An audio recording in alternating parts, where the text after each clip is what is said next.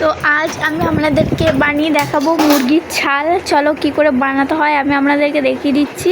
তো দেখো, প্রথমেই আমি এদিকে কড়াই বসিয়ে দিয়েছিলাম, কড়াইয়ে তেলটাও দিয়ে দিয়েছিলাম। তেলটা যখন গরম হয়ে গিয়েছিলো, তো এইদিকে আমি আলুগুলো সব একে একে দিয়ে দেবো।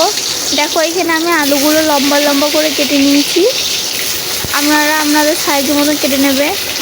তো মুরগির ছাল কে কে খেয়েছে অবশ্যই কমেন্ট করে আমাকে জানাবেন।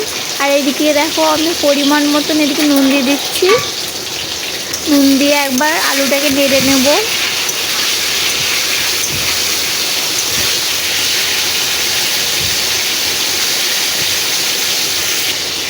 তো নাড়া হয়ে গেছিলো, এইদিকে আমি ঢাকা দিয়ে দিয়েছি।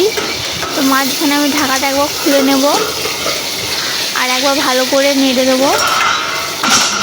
তো আমি আলুটাকে তেলে দিয়ে একটু ভালো করে লাল করে ভেজে নেব, আর একটু সেদ্ধ হয়ে যাবে তেলে ভাজলে।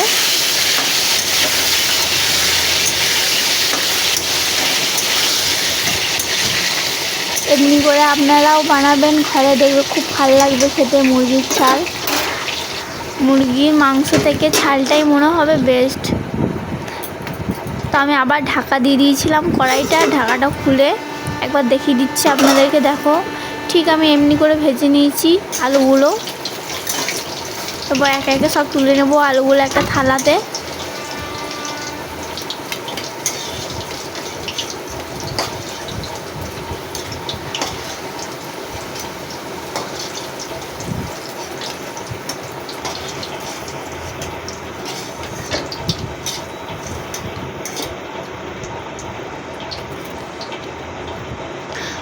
তো আলুগুলো আমার সব তোলা হয়ে গেছে, থালাতে আমি সব তুলে নিয়েছি।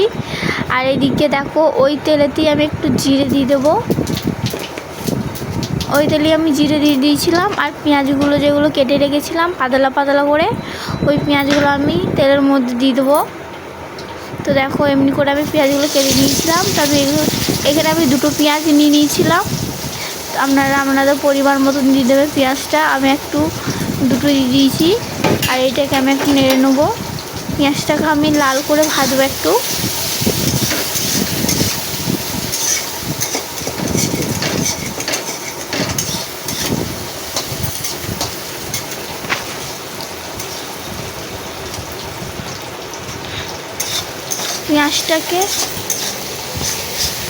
পেঁয়াজটাকে আমি একটু নরম করে নিয়েছি। দেখো, এমনি করে আমি পেঁয়াজটাকে একটু লাল করে ভেজে নেবো। আর এইদিকে দেখো, একটা মশলার পেস্ট করে নিয়েছি। এখানে আমি আদা, রসুন, জিরে আর শুকনো লঙ্কা বেটে নিয়েছিলাম। আর এইদিকে দেখো, পেঁয়াজটা আবার অনেকটাই হয়ে গেছিলো, এখন একটু লাল হবে। তো দেখো, আমার পেঁয়াজটা লাল করে আমি ভেজে নিয়েছি এখানে।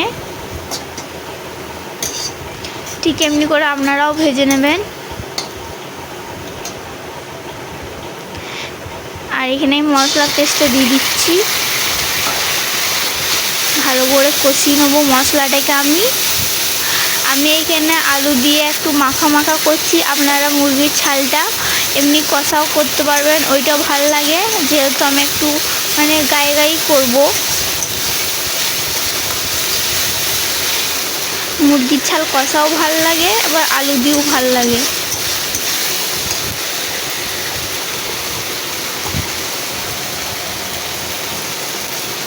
তো দেখো, এখানে আমি হলুদ দিয়ে দিয়েছি পরিমাণ মতো। হলুদটাকে আমি মিশিয়ে নিচ্ছি।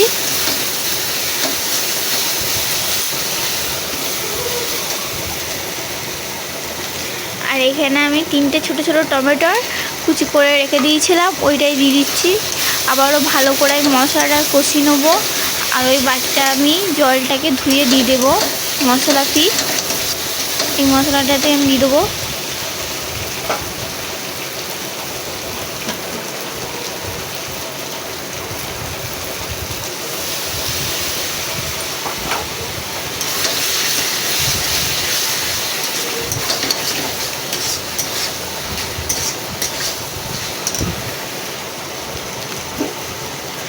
আর আমি একটু কাশ্মীরি লঙ্কা দিয়ে দিচ্ছি এখানে।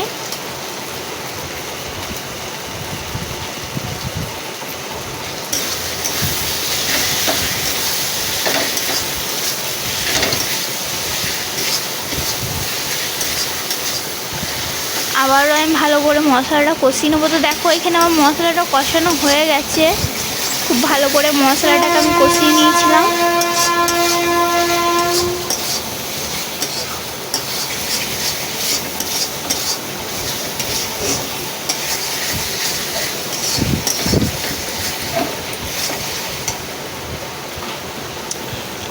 এরপর আসল জিনিসটাই আমি দেব, মুরগির ছাল। দেখো এখানে আমি মুরগির ছাল দিয়ে দিয়েছি। এখানে আমার 4টে ঠ্যাং আছে আর 2টো ঠ্যাং আমি কেটে দিয়েছি।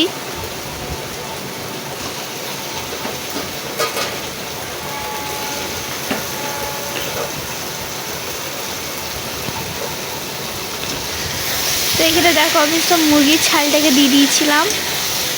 তো আবারও আমি ভালো করে মশলাতে মিশিয়ে নেবো, কষিয়ে নেবো।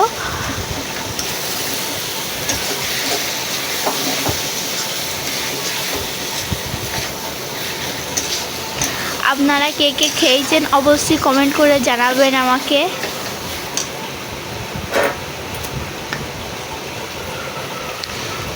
তো এখানে আমি একটু দেখো নুন দিয়ে দিচ্ছি পরিমাণ মতন।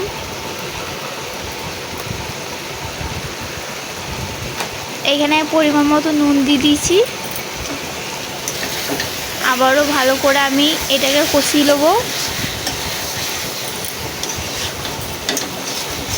আমি এটা ঢাকা দিয়ে দেবো, ঢাকা দিয়ে কষিয়ে নেবো একটু। ঢাকা দিলে কি তেলটা ছেড়ে যাবে, ওই জন্য আমি ঢাকাটা দেবো একবার হালকা আছে।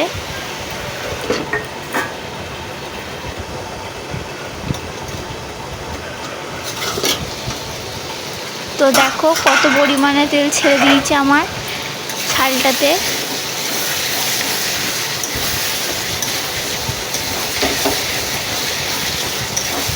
তো দেখো আমি আরও ভালো করে কষিয়ে নেবো।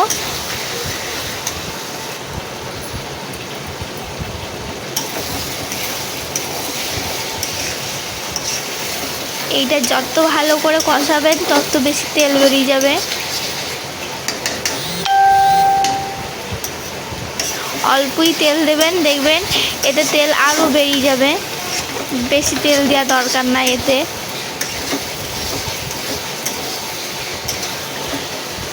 তো দেখো আমার এই ছালটা অনেক কষানো হয়ে গেছে, আমি অনেকক্ষণ ধরে ছালটা কষিয়ে নিয়েছিলাম। তো দেখো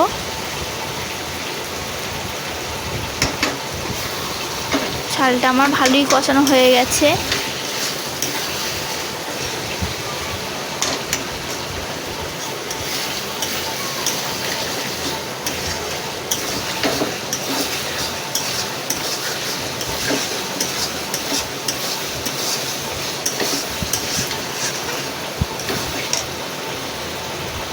এরপরে আমি ওই যে ভাজা আলুগুলো ভেজে রেখে দিয়েছিলাম ওইগুলোই আমি দিয়ে দেবো। আরও এটাকে ভালো করে আমি মিশিয়ে নেবো, আলুটাকে ছালের সঙ্গে ভালো করে এটাকে মিশিয়ে নিতে হবে।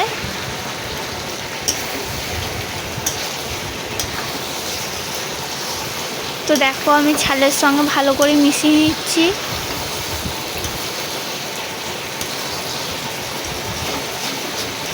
যেহেতু আমার আলুটা অনেকটাই সেদ্ধ হয়ে গিয়েছিল, তো আমি বেশি জলের সঙ্গে সেদ্ধ করব না।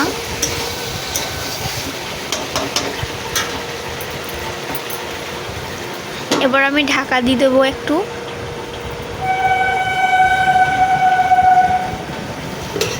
তো ঢাকাটা খুলে নিচ্ছি একবার, আর একবার নেড়ে নেবো।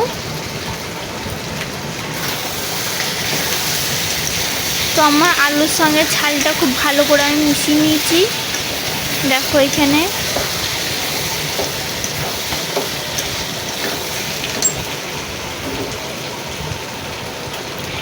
এরপরে আমি এখানে জলটা দিয়ে দেবো পরিমাণ মতন। আপনারা কতটা ঝোল খাবেন ওই রকম পরিমাণে আপনারা জল দিয়ে দেবে।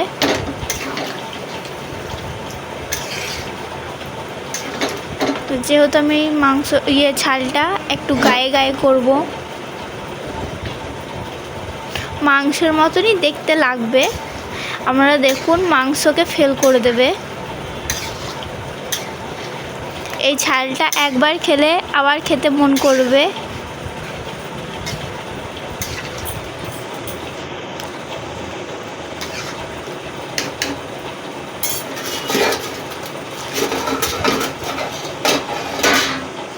তো আমি এটাকে ঢাকা দিয়ে দিচ্ছি।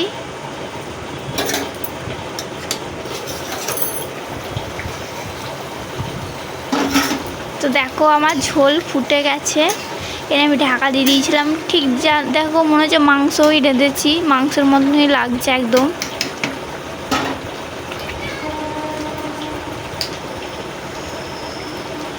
এরপর আমি এখানে ধনেপাতা দিয়ে দিচ্ছি।